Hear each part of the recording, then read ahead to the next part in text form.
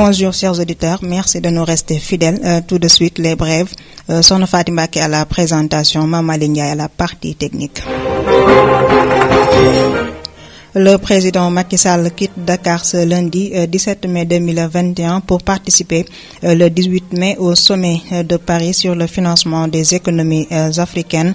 Cette rencontre réunira des chefs d'État et de gouvernement des pays africains et des pays partenaires ainsi que des dirigeants d'institutions financières internationales. Le chef de l'État sera de retour à Dakar le 19 mai, informe la présidence de la République dans un communiqué de presse.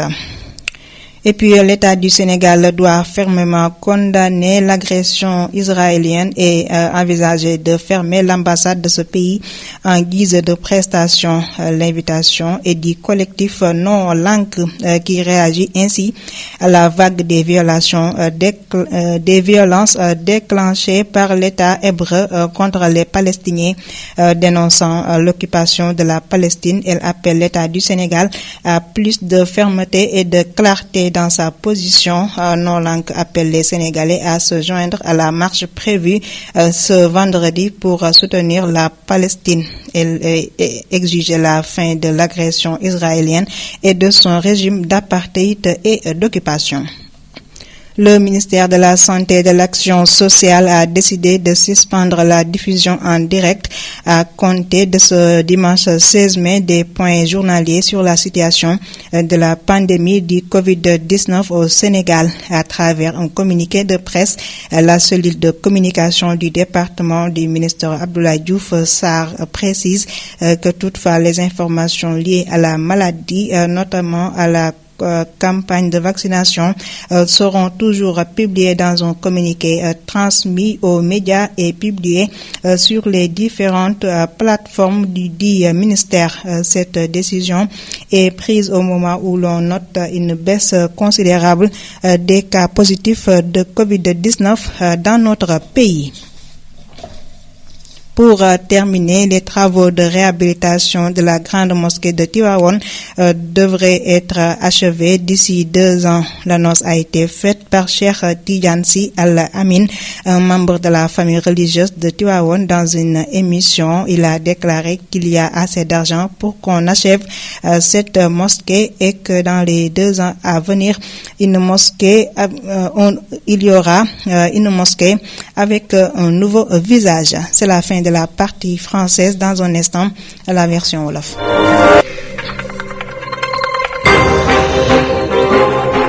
mbokk yi dal leen ak jàmm. Xibaar yi dañu koy daal di doore ci njiitu réew mi Macky Sall kon nag tey jii dina jóge ci réew mi war a dem fa nga xamante ni nag mooy Paris nekk Gëblab France ngir ndaje mi nga xamante ni nag dañu koy amal daal di koy jëmale ci kopparal gi ñeel li nga xamante ni mooy koom-koomu réew yi Afrique yi.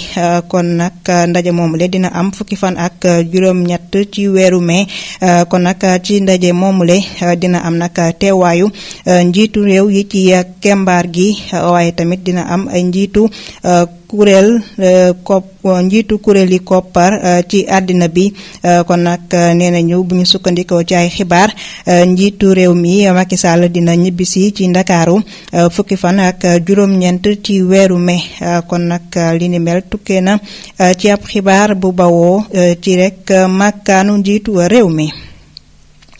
kuréelug Non Langue di kuréelu way fippu ñi kon nag bankuñu seeni yoxo ci fitna ja yewoo ca Palestine. ñoom nag kon ñi ngi mbébét daal di amal ab dox àjjuma 20 fan ak benn ci weeru mai. kon nag ci dox boobule ñi ngi ci woo saa Sénégal yépp. ñoom nag kon dinañu rek amal ab doxub ñaxtu ngir rek daal di jàppale waa Palestine, waaye tamit dinañu amal dox bi ngir rek ñu daal di dakkal congu gi nga xamante ni nag waa Israël ñu ngi koy def waa Palestine, waaye tamit ñu dakkal li nga xamante ni mooy xeetal ga. ci loolu nag waa Non Langue kuréel googule ñu ngi woo nguuru Sénégal mu daal di rek bañ a yox-yoxi ci mbir mi, mu daal di rek bañ a tëddee njaaxaanaay ngir ak ragal ñoom nag ñi ngi woo nguur gi mu daal di rek tëj li nga xamante ni mooy teewaluwaay maanaam rek ambassade Israël ci réew Sénégal. njëwriñu paj gi ak njàppale gi kon nag jël nañ dogal boo xamante ni dafa jëm ci Dakar rek génn gi nga xamante ni nag ñoom daanañu ko baaxoo génn di rek àddu ci li nga xamante ni mooy tolluwaayu mbas mi ci réew mi kon nag xibaar boobule ñi ko fesal di rek ñi nga xamante ni ñoo yore lii di caabal ga maanaam rek communication ca njëwriñ ja kon nag bépp xibaar bu ñeel li nga xamante ni mooy mbas mi di coronavirus ak li nga xamante ni mooy ñàkk yi kon nag dañu koy rek léegi di xaatim maanaam di ko bind rek di ko fesal ci média yi kon nag dogal boobule jël nañu ko ginnaaw ba ñu nemmee ko ak wàññiku ci mbas mi ci mim réew. xibaar yi mbokk yi dañu koy daal di jeexale ci Cheikh Tidiane Sy Al Amine nekk rek kilifa ca Tiwaawoon moom nag kon daan nay àddu rek ci liggéey yi nga xamante ni moo ñeel jumaay Tiwaawoon daan nay xamle ne rek fii ak ñaari at liggéey ba ñeel jumaa ji nag dina yembu kon nag daan nay xamle ne jot nañ koppar yu am solo maanaam am nañ koppar yoo xamante ne nag mën naa yeggale jumaa ja daan nay xamle kon ne fii ak ñaari at dinañu gis beneen xarkanamu jumaa ja kon nag li ni mel daal na koy fesal ci ab janoom akub saabalkat mbokk yi foofu la ñuy yemani ak yéen soxna Fadi moo nekkoon ci kàddu gi aji xarala gi maam Malick Ndiaye ñu ngi leen di ñaanal jàmm ci la lépp xaj fitna xajul ci kenn cant ak këram ñël na leen